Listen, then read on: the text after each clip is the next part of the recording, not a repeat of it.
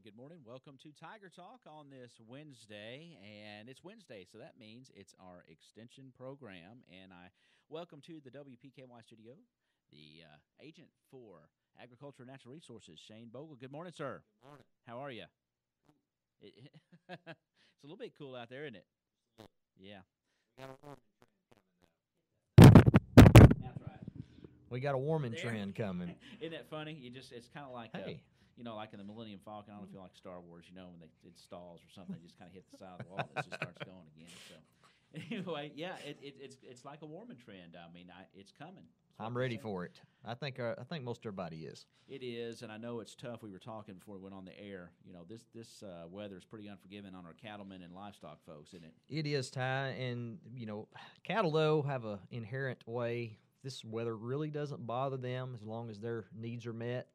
Calves are being born right now. Right. How would you like to come into this world warm and drop down on the ground at 2-degree weather? But they have the ability. It's in their makeup. God made them that way. They're fine as long as you're providing the water and the feed and getting it out there. Now, the farmers, on the other hand, that's exactly right, are the ones having the most trouble. Yeah, they are, and thank goodness those guys do that because I like a good steak or a good old cold glass of milk with my Pop-Tart. That's right.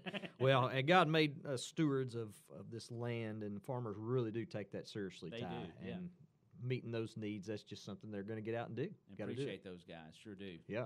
All right. Well, what you got for us today? Well, on the extension we're program? rolling, Ty. We've been closed for a couple days. We will be open at 10 o'clock this morning there at the extension office. Parking lot's in good shape, and I want to send a thank you out to somebody.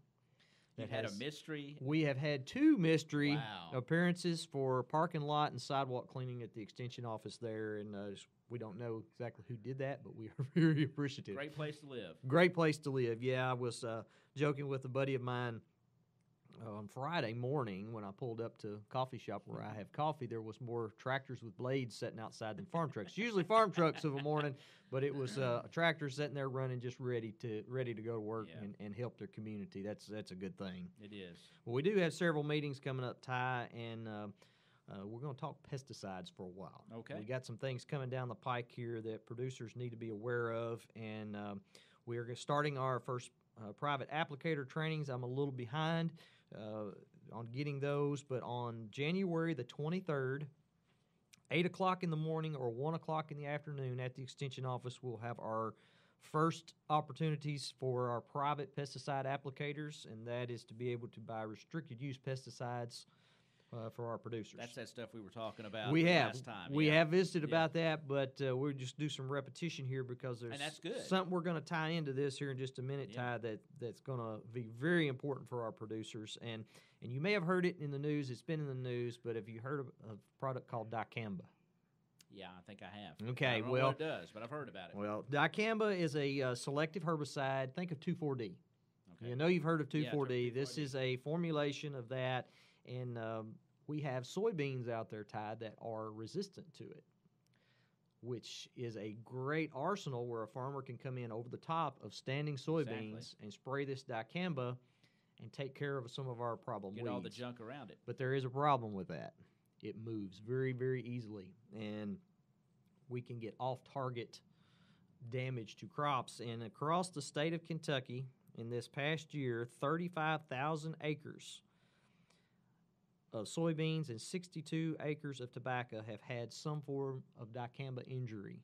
Wow. Meaning off-target, meaning we didn't mean to, it just happened. So what's happened to Ty, a lot of the soybeans that's planted are not dicamba beans. You can't spray that, so when a neighbor farmer or a producer has a field next to one another, it gets drift over, and the product is, with it being a 2,4-D product, it is very easy for that to move. So that's interesting. Let's visit that for a second because, as you know, I'm not much of a farm kind of guy, and I'll just admit it here. But you talk about it moving. You mean through the soil? No, it's water, moving through atmosphere. Through either wind carry, or evaporation. We can have it move up and move to a different area. We've seen it go over sets of woods. Water not quite as much, but because we're not going to be out there spraying. If it's that wet anyway. It's mostly just the forms of evaporation where it Wow. sucks it kind of up in the environment, Or the wind especially high takes it. humidity. You know, Yeah. most of this is happening in mid-June to mid-July. So what's going on in mid-June to mid-July? Yeah. A lot of Lot of humidity. humidity. Yes, so that's where that happens, and we don't see a lot of that here, Ty. I did not see any injury in Caldwell County in the last year. A lot of producers do not use this product because we have something growing around here that is very sensitive to that, and that's tobacco. Gotcha. Areas with a lot of tobacco farmers are So they're not really using this product as much. not in this area. You know, I did a poll last year when we were getting this data together for university, and I just didn't find it. A farmer said, "I ain't using that. That's too, it's too dangerous." Or it's And then some soybean varieties are resistant to the dicamba, Yep. and some are just totally, they don't like it. yeah, that's exactly right. That's Okay. how our GMO products work. And we do have a lot of problem weeds in this end of the country that a lot of our products don't take care of. Gotcha. And it robs yield, robs nutrients Mhm. from the beans, and we've seen crops just completely get taken by these weeds. And I'm talking about water hemp and pigweed. It's bad for soybeans. So with these injuries, the EPA has put some restrictions on that. Now, 2,4-D, Ty, you can go to Walmart, you can go to Falder's and just buy 2,4-D off the shelf. Right. Well, dicamba is now, which is a formulation of 2,4-D, but it's got some other stuff in it, is now a restricted use pesticide. Okay. And that's where it plays into. That's where it's going to play in kind of to this, but they are going to require extra training above and beyond our private applicator trainings. They're going to require some extra training for producers. Kentucky, I have to brag on us. We have the least injury of any areas in the country. I think our farmers do a very good job. So, this is kind of a surprise for us. It's like, we're doing a pretty good job with this, and a lot of this damage was a farmer doing it to himself. Right. It wasn't neighbors, and it wasn't Yeah. a lot of wars that went on with it. But this training, producers are going to need a 2-hour additional training if you are going to be using dicamba. And like I said, it doesn't apply to a lot around very here, many yeah. around here, but some folks may be considering it, and this is definitely something, Exactly. especially our dealers and things that need to know. So our weed science team here at the Research Center in Lexington have put some programs together, and these trainings are going to highlight the importance of applicator being aware when the product is applied, discuss scenarios where the product should not be applied. And these trainings are going to be all across the state, and we've got 2 close by, Ty, that I want to make sure that folks know about.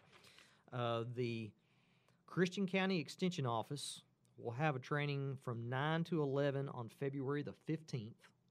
Okay. That's there on Pembroke Road there in Hopkinsville. Mhm. And the closest one for our folks around here will be on February the 20th from 9 to 11 at the Grand Rivers Senior Community Center. That's that nice center that's downtown Grand Rivers there. Yeah. It's a very nice facility. We've been having some meetings there.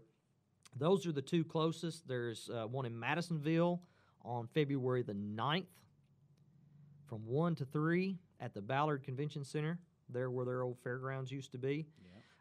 There's others across the state. I do have a list here.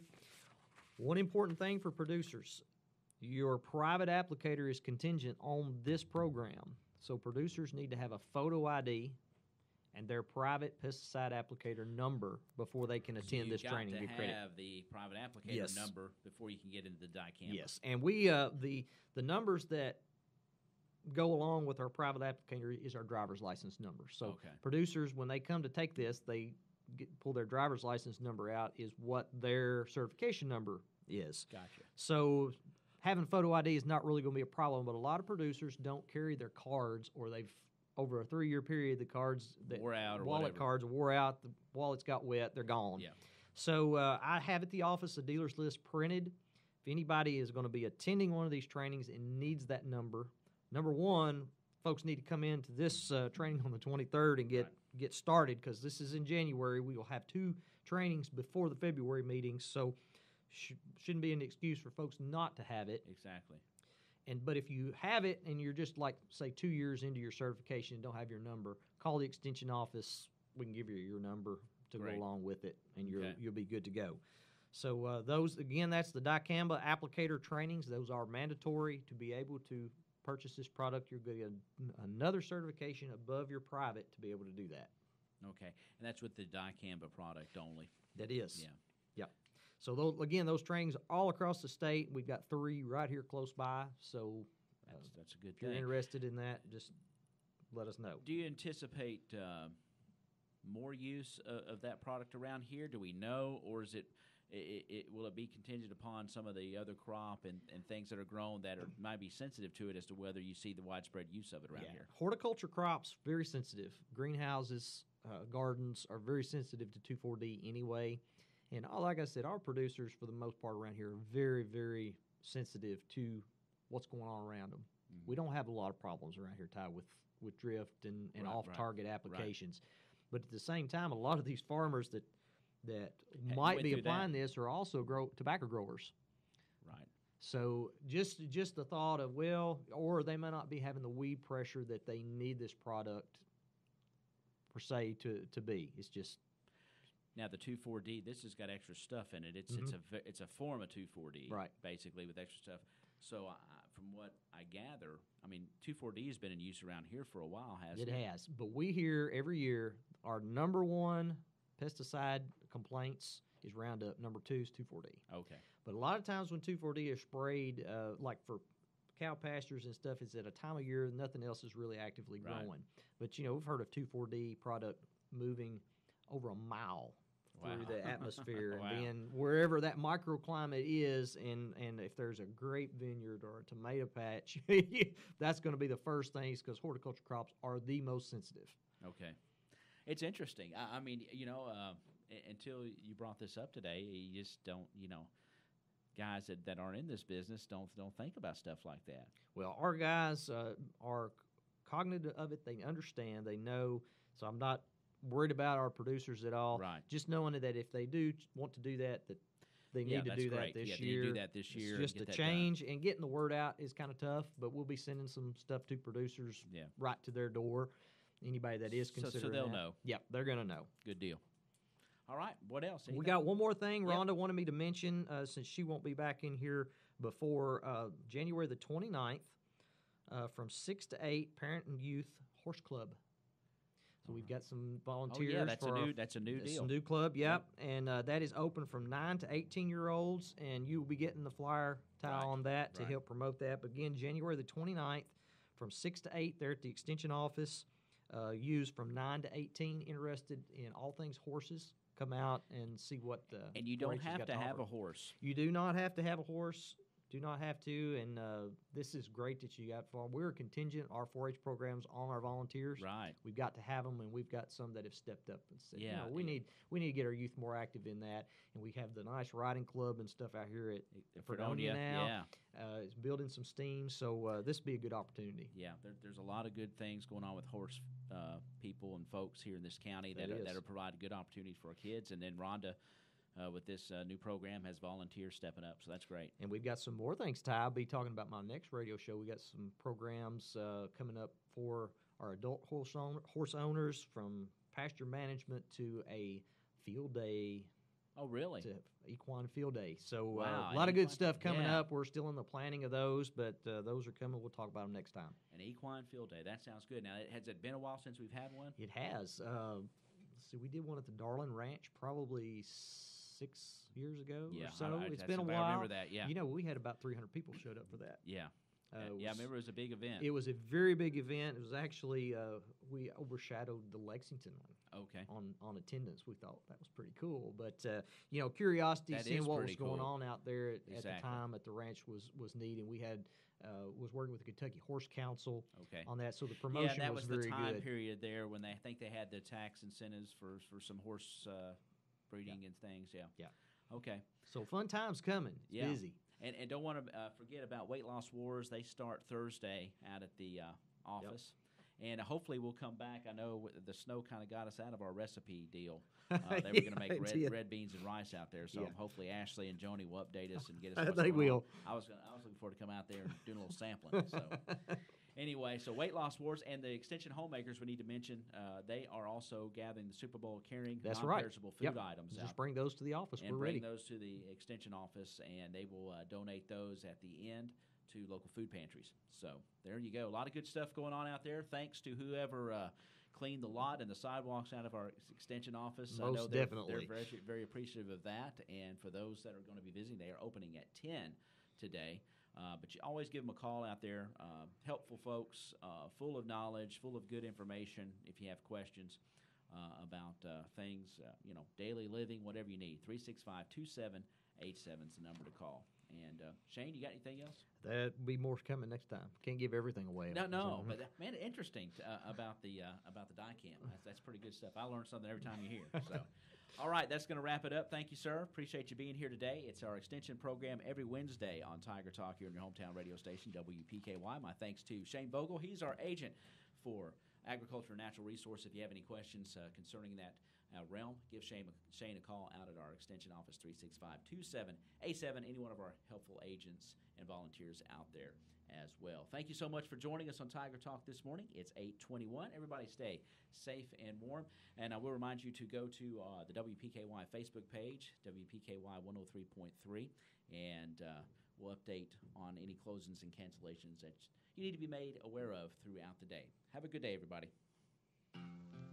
String Beans Coffee House in downtown Princeton specializes in made-to-order espresso drinks. Stop by Monday through Friday from 7 a.m. to noon and enjoy a pick-me-up. You can also enjoy fresh-baked scones, homemade chocolate chip and oatmeal raisin cookies, and espresso brownies that'll keep you going all day long. They're also open on Saturday from 9 to 2. String Beans Coffee House on Lower Main in Princeton. Great coffee and more in a great atmosphere on Lower Main in downtown Princeton.